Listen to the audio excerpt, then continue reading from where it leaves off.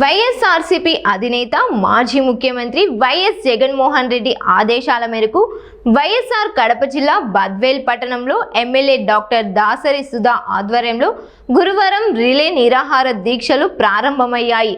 రాష్ట్రంలో డిఎస్సి నియామకాల్లో జరిగినట్లు ఆరోపిస్తున్న అక్రమాలపై సిబిఐ విచారణ చేపట్టాలని, ఇందుకు బాధ్యత వహిస్తూ మంత్రి నారా లోకేష్ రాజీనామా చేయాలని దీక్షలో పాల్గొన్న నేతలు డిమాండ్ చేశారు. అలాగే ఫీజు రీయింబర్స్మెంట్ బకాయిలను వెంటనే విడుదల చేయాలని, నిరుద్యోగ భృతిగా నెలకు 3,000 చెల్లించాలని ప్రభుత్వాన్ని కోరారు. ఈ కార్యక్రమంలో వైఎస్ఆర్సీపీ మున్సిపల్ పట్టణ అధ్యక్షుడు సుందర్ రామిరెడ్డి, నియోజకవర్గ బూత్ కన్వీనర్ల సమన్వయకర్త రమణారెడ్డి, జిల్లా ప్రధాన కార్యదర్శి వంకెల పెద్ద పోలిరెడ్డి, మాజీ జెడ్పీటీసీ సభ్యుడు వంకెల చిన్న పోలిరెడ్డి, మాజీ మున్సిపల్ చైర్మన్ వాకమల్ల రాజగోపాల్ రెడ్డి, పలువురు ఎంపీటీసీలు, వార్డు సభ్యులు, పార్టీ నాయకులు, కార్యకర్తలు పాల్గొన్నారు. మనందరం కూడా మనకి ఎంత పెద్ద మేలు తెలిసినటువంటి విషయం.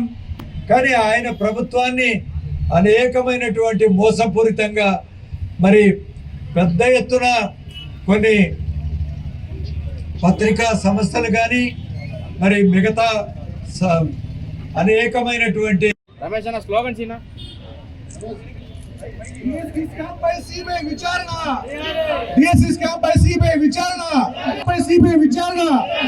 లోకేష్ రాజీనామా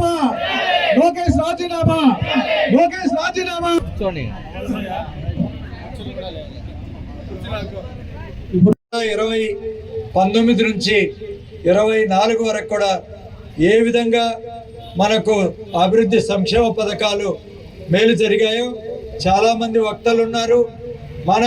మన నియోజకవర్గంలో కానీ బద్వేల్ మున్సిపాలిటీలో కానీ జరిగినటువంటి అనేక అభివృద్ధి ఇక్కడ జరిగితే స్కూళ్ళకు జరిగే విషయం కానీ, అదేవిధంగా విద్యా సంస్థలు, వైద్య ఆరోగ్య విషయంలో జగనన్న తెచ్చినటువంటి మేలు మరి ప్రతి గ్రామంలో కానీ మున్సిపాలిటీలో కానీ ఇక్కడ 4 కేంద్రాలు స్థాపించి ఏ విధంగా ఆరోగ్య కేంద్రాల వల్ల ఎలాంటి మేలు జరిగిందో మనందరికీ తెలిసినటువంటి విషయం.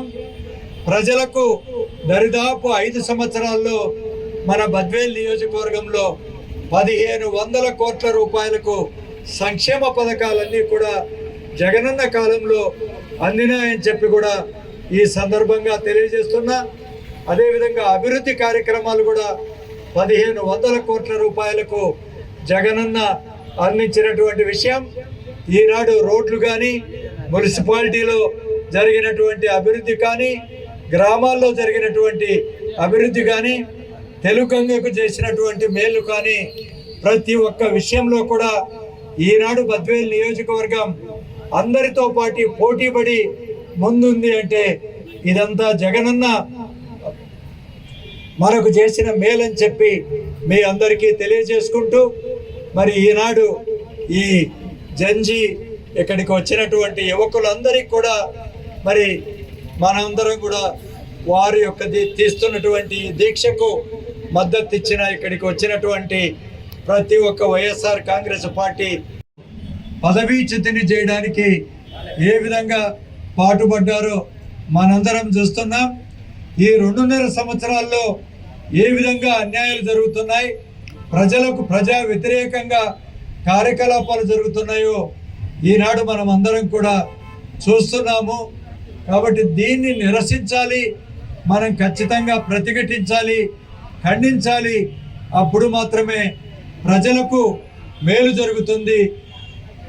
దానికోసం వైఎస్ఆర్ కాంగ్రెస్ పార్టీ ఈనాడు మీ ముందు ఉందని చెప్పి కూడా ఈ సందర్భంగా తెలియజేసుకుంటున్నాను. ముఖ్యంగా ఈనాడు మరి ఏ విధంగా ఈ డిఎస్సిలో జరిగినటువంటి అక్రమాలు నేను కొన్ని మీ ముందు ఉంచుతాను.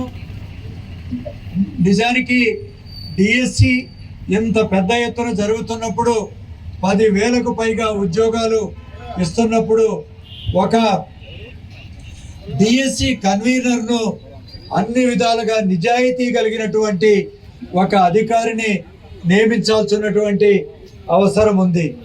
కానీ అలా డిఎస్సి కన్వీనర్ను నియమించకుండా కేవలం మరి అధికారాలన్నీ కూడా రాష్ట్ర ప్రభుత్వమే కేంద్రీకరించి ఆ నిర్వహణ బాధ్యతను కూడా ఎస్సీఆర్టీ డైరెక్టర్కే అప్పగించి మరి గుర్తు చేస్తున్నాను.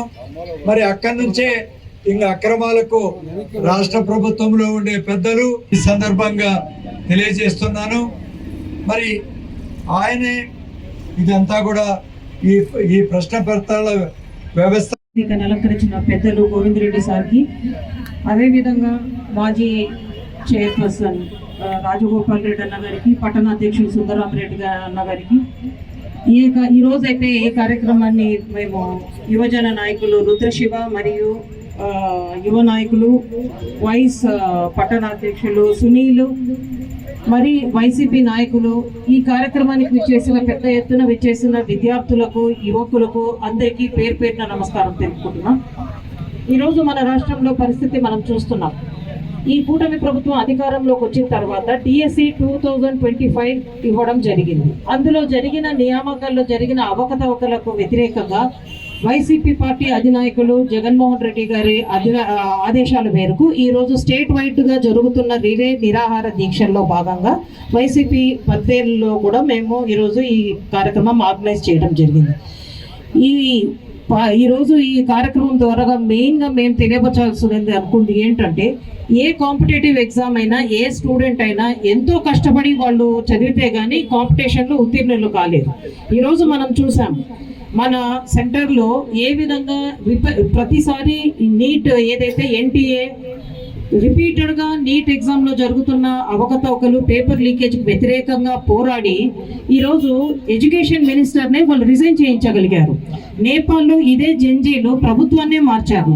కాబట్టి ఈరోజు వైసీపీ పార్టీ తరఫున యువతలో కూడా ఈ కాంపిటేటివ్ ఎగ్జామ్స్ మీద, మన స్టేట్లో జరిగిన అవకతవకల మీద అవగాహన తీసుకురావాలి. వారికి జరిగిన అన్యాయానికి ప్రభుత్వం వైసీపీ పార్టీ తరఫున ప్రభుత్వానికి వ్యతిరేకంగా పోరాడుతుందని ఈరోజు మేమందరం కూడా వాళ్ళకు అండగా ఉంటున్నాం. ఈరోజు డిఎస్సిలో చూస్తే ఏ విధంగా పేపర్ లీక్ అయిందానికి నిదర్శనం ఏంటంటే, అది ఆ టెస్టింగ్ ఏజెన్సీలో పేపర్ అప్లోడ్ చేసిన అవుట్ సోర్సింగ్ విద్యార్థి నవీన్ ఏ విధంగా కృష్ణా జిల్లాలో టాపర్గా నిలిచాడు. సరే, నిలిచిన అబ్బాయికి ఏమైనా జాబ్ ఇచ్చారా?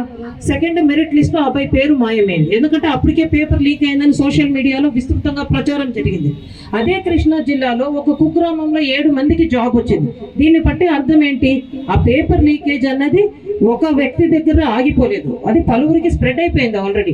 సరే, అది ఒకటి గమనిస్తే, ఇంకొకటి జీవోల్ని మార్చారు. స్పోర్ట్స్ కోటాలో నియామకాల్లో గతంలో జీవో 74 ఉన్నది. దాంట్లో కంపల్సరీ ఆ అభ్యర్థులు ఎగ్జామ్ రాయాల్సిన అవసరం ఉండేది. వీళ్ళకు అనుకూలంగా ఆ జీవోను మాయం చేసి జీవో 4, జీవో 47 తీసుకురావడం జరిగింది. వాళ్ళకు అనుకూలమైన వాళ్ళంటే ఏ విధంగా? స్పోర్ట్స్ కోటాలో ఏంటి, దానికి ఒక నేషనల్ లెవెల్లో పార్టిసిపేట్ చేసి మెడల్ సాధించిన వ్యక్తులకు రాలేదు. స్టేట్ లెవెల్లో ఇంటర్ స్టేట్ కాంపిటీషన్లో మెడల్ సాధించిన వ్యక్తులకు రాలేదు. కేవలము ఇంటర్ యూనివర్సిటీలో పార్టిసిపేట్ చేసిన వాళ్ళు, తొలి రౌండ్లలో పోయిన వాళ్ళు, ఏదైతే మనకు జూడో ప్రెసిడెంట్గా ఉన్న మార్గాని ఎంపీ భరత్ గారు, మన లోకేష్ గారి తోడల్లుడు, వారు ఏదానికైతే కనుక ప్రెసిడెంట్గా ఉన్నారో అది కానీ, సాఫ్ట్ బాల్ కూన రవికుమార్ గారు ఏదైతే అసోసియేషన్ ప్రెసిడెంట్గా ఉన్నారో వాళ్ళందరూ